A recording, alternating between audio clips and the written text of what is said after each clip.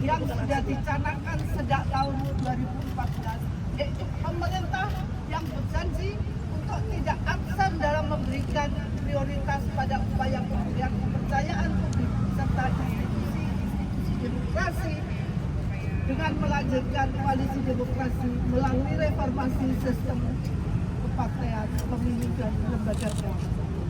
Jadi justru kalau kita lihat institusi-institusi yang seharusnya menegakkan HAM, seharusnya menegakkan hukum, belum lama pada bulan Desember kita sudah kehilangan marwah dari MK, dan sejak undang-undang KPK diganti adalah awal dari tanda-tanda bahwa demokrasi akan dirobohkan. Bapak Ibu sekalian, Presiden Jokowi juga telah meninggalkan nilai-nilai demokrasi berperspektif perempuan, di mana suara perempuan yang kritis terhadap sikap presiden tidak dianggap penting. Kritik dari universitas, organisasi masyarakat sipil, termasuk perempuan, diabaikan.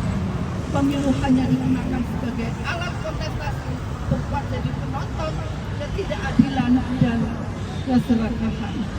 Kami kaum perempuan juga berkebebasan dengan pajak kami yang digunakan untuk kepentingan politik partisipasi yang dilakukan presiden dan pendukungnya. Bisa dilihat dari bantuan-bantuan yang sangat masif di Jawa. Bantuan bansos, beras, uang tunai itu adalah uang rakyat. Dalam deklarasi ini, koalisi perempuan penyelamat demokrasi dan menagih sumpah Jokowi sebagai presiden. 1. Kami menolak ketidaknetralan presiden karena merusak demokrasi, mengayak keadilan dan memecah bangsa. 2. Kami menolak penyalahgunaan kekuasaan presiden dan mendukung paslon dengan melanggar konstitusi, mengukuhkan nepotisme, oligarki dan patriarki.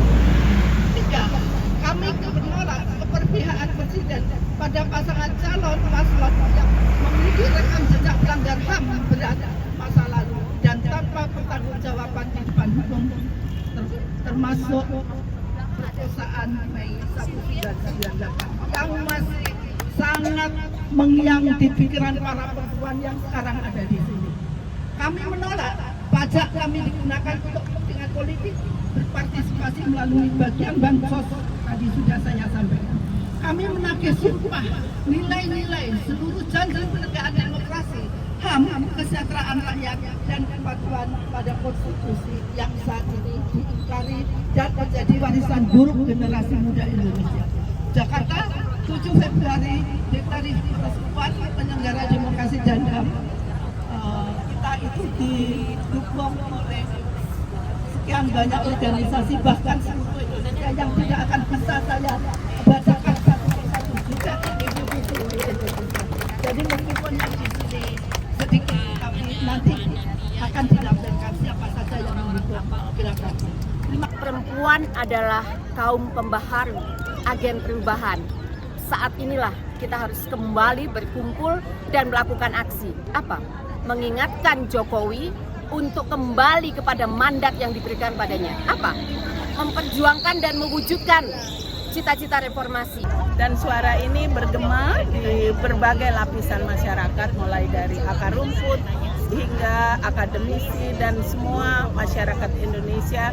Saya kira mempunyai keprihatinan yang sama, terutama untuk para perempuan dan kelompok masyarakat. Keprihatinan kita sebagai rakyat dalam pemajuan demokrasi. Demokrasi kita terancam sekarang ini. Mestinya sebagai kepala negara, Pak Presiden itu harus netral, tidak memihak kemana. Menentang berbagai bentuk upaya-upaya untuk melemahkan demokrasi kita yang sudah kita perjuangkan sejak 25 tahun yang lalu.